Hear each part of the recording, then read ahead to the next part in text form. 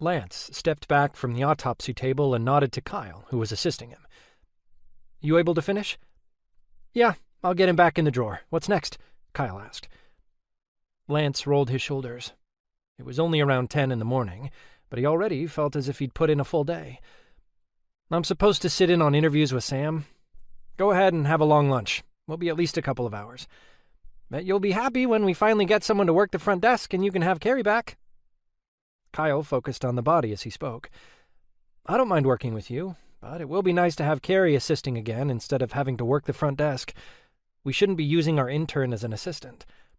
Braden's here to train as an examiner, not hand us tools and prep things. He's been great stepping in where needed, but he's not learning the way he needs to by assisting us." Lance watched as Kyle worked.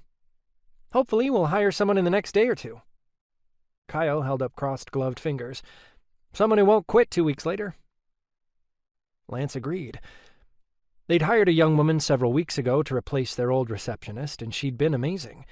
Took to the job like she'd been doing it her whole life and handled the families of the deceased gently. Then, after 2 weeks, she'd called in and quit without giving a reason or any notice. That put Carrie back to working at the front desk and had Sam and Lance starting the interview process again. Luckily, they had several applicants from the first round they could interview. "Enjoy your lunch. We'll get to the next autopsy once I'm done with Sam." "Actually, you won't be doing interviews," Carrie said from the doorway. Lance jumped at the unexpected voice. He took a deep breath as he tried to relax. It had been almost 2 months since the morgue had been taken hostage, but he still struggled at times to feel safe at work. They had plans to make the building more secure, but funding was an issue.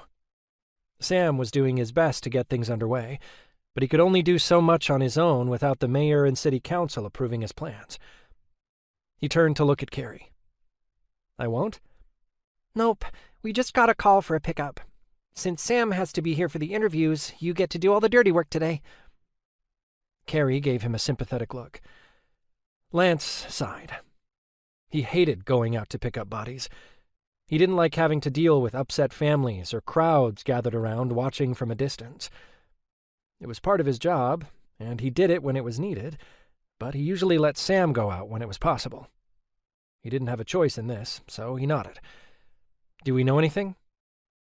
Carrie glanced down at the paper in her hand.